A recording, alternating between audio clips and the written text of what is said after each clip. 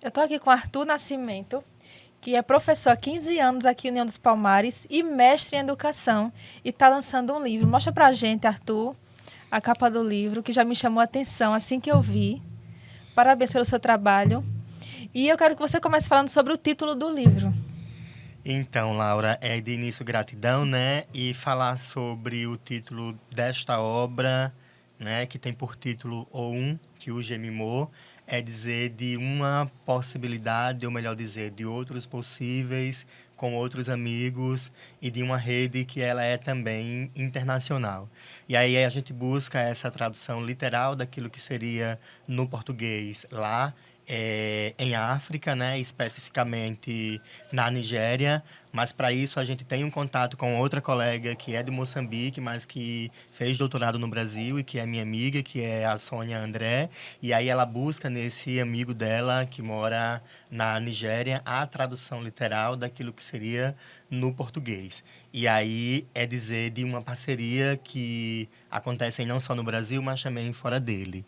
E dizer que é desses frutos que a gente traz essa referência não só para o título, mas para o conjunto da obra como um todo, né? E aí a gente tem mania de dizer que esta obra é uma obra muito afro-referenciada, não só pelo título, mas pelos elementos que ela compõe, né? E aí é desde quando a gente traz para esse cenário as crianças e negras, porque para mim representatividade importa e muito, e acredito que para essas crianças e outras crianças vai ser muito importante não só elas se encontrarem nesta obra, mas com possíveis reais delas serem protagonistas dessas histórias e de outras futuras que virão e de outras que tem por aí. É dizer que esta ausência de crianças e negras nas literaturas sempre me incomodou. Então, quando eu resolvi dar conta desta obra e de outras futuras que virão, é para dizer assim: essas obras serão afros referenciadas, serão afros palmarinas também. E é muito disso que essa obra tem. Eu tenho certeza que muitas crianças negras, palmarinas, não só palmarinas, né? Mas as crianças da região vão se sentir muito representadas através do seu livro. Grato. E eu fiquei sabendo também que tem uma história por trás desse título e que ele já estava na sua cabeça há algum tempo, né? Fala sobre isso também pra gente. Então, a obra em si, ela começou a ser escrita lá em 2016, né, que é quando eu entro no mestrado, mas eu tenho uma doce mania de escrever algo e deixar lá no forno e deixar cozinhando, né, apurando, para que mais tarde eu volte e faça uma releitura daquilo que está escrito. Porque para mim o processo de escrita ele é muito disso. Ele é muito de escrever, reescrever e reescrever. E aí, o título foi a última coisa que eu pensei, porque levou muito tempo para ele amadurecer. E aí, traduzindo ele do Yorubá para o português, a obra significa o que é sagrado. E é sagrado porque ela tem uma relação também ancestral com os povos que vivem aos pés da Serra da Barriga, daquele que foi o maior quilombo existente das Américas, né, que é o Quilombo dos Palmares, que é os povos da comunidade de remanescente quilombola. Então eu faço essa relação para dizer que este elemento, né, que é um pé de jaca, é sagrado para uma comunidade de remanescente quilombola, porque esta comunidade estabeleceu uma relação natural com este elemento, que é o pé de jaca.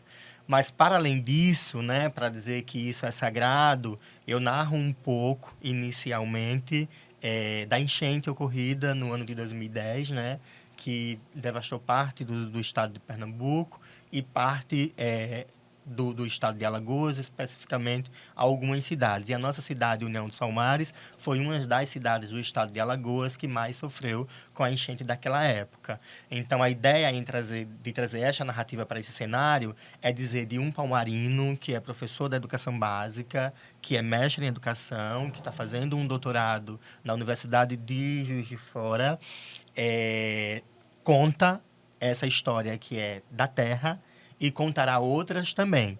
Mas aí a gente conta sob a perspectiva de um professor negro, pesquisador da educação das relações étnico-raciais e de que o povo negro importa. E é dessa importância que a gente traz para essa obra. Então, assim, a gente vê que as questões culturais estão muito fortes na sua obra. Mas, assim, me fala qual sentimento que a criança, ao ler o seu livro, ela pode sentir. A ideia é de pertencimento. A ideia é de se ver, é de se encontrar em algo que para elas poderia ser surreal.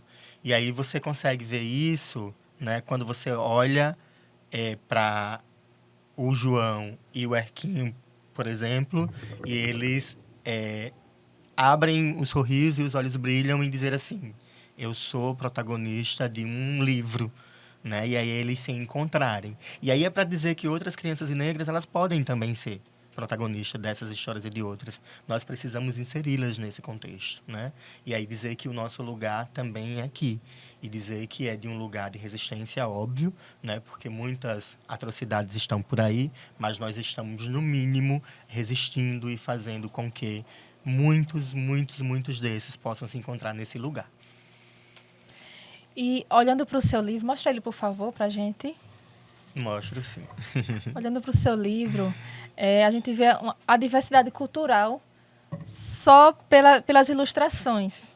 E Uhum. como foi esse processo de escolha também das letras, das ilustrações? Como foi esse processo? Então, eu estava em Juiz de Fora de quando resolvi tocá-lo e anunciei no Facebook que precisava de uma pessoa para ilustrar uma obra literária, né? E aí eu estabeleci alguns critérios para isso. E aí para mim tinha que ser um gay, tinha que ser negro, tinha que ser militante, tinha que ser uma pessoa para frente. Porque daí é uma obra que é de uma pessoa que é essa pessoa aí que a gente procura. Então é para que os elementos pudessem se casar. E aí eu não queria uma obra padronizada, eu queria algo que fugisse desse padrão que eu tenho visto nas literaturas infanto-juvenil. E começou a chover uns perfis, e eu comecei a olhar algum trabalho dessa galera. Então o Lacruz, que é um menino de Belo Horizonte, tem essa mesma perspectiva e fez esse trabalho incrível que é essas ilustrações e que é essa obra. Assim, então eu busquei lá em BH essa referência porque eu estava lá em Juiz de Fora. Mas para as próximas, óbvio, a gente procura alguém da terra também que tem pessoas que ilustram, né, em união, por mais que não estejam aqui agora, estejam em Maceió, para que a gente possa dar conta de outras que virão, que já estão inclusive engatilhadas. E você já me adiantou que vai ser na mesma linha, não é isso? Ou seja, você pretende continuar com esse trabalho de inclusão. Pretendo, e é um trabalho de vida, porque daí é um trabalho que a gente vai contar a história que a história não contou. E aí, só para dar um spoilerzinho, né? As próximas que vêm por aí são três juntas, três em uma, né? Que eu vou falar sobre Dandara, Acotirene e Aquatune. E aí, acreditem, é a história que a história não contou. E também tenho certeza que esses livros que virão também vão alcançar outras regiões, outras cidades. A cultura palmarina também vai ser reconhecida através dos seus livros. E eu também queria que você falasse sobre isso, a maneira que você mostra a cultura palmarina nesse livro e nos livros que virão também. E aí é dizer não só de uma cidade que é terra, né, da liberdade, né, que é terra que lutou fervorosamente contra todo o processo de escravização, mas é para dizer que branco aqui não mandou.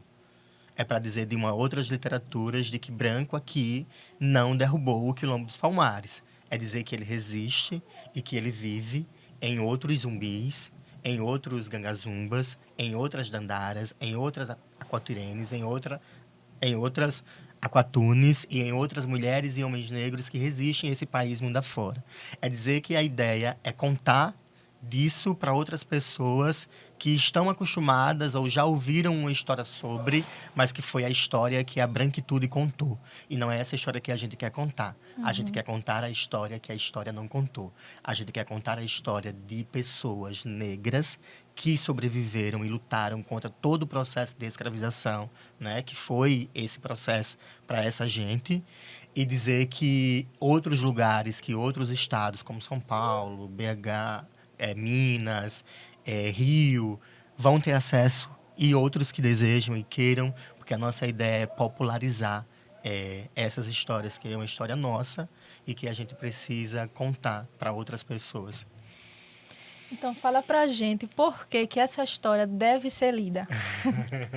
Essa história deve ser lida não só pelo fato, né, de contar um pouco da nossa história, mas porque ela conta de uma ancestralidade que é muito viva em mim e em outros, e dizer também de que é uma história nossa. É uma história que os registros precisam estarem prontos para que outras pessoas cheguem aqui e digam assim, existe essa referência sobre isso. Porque aconteceu em nosso lugar, aconteceu em nosso espaço, aconteceu em outro tempo, e que ele precisa ser lido e vivido porque ela vai trazer memórias, ela vai trazer afetos, ela vai trazer lembranças para aqueles e aquelas que resistiram e sobreviveram, inclusive, a este fato, a enchente ocorrida em junho de 2010. Então é importante também a gente chamar os personagens principais do livro para fazer um convite especial. Vem que chama esses meninos aí, por favor.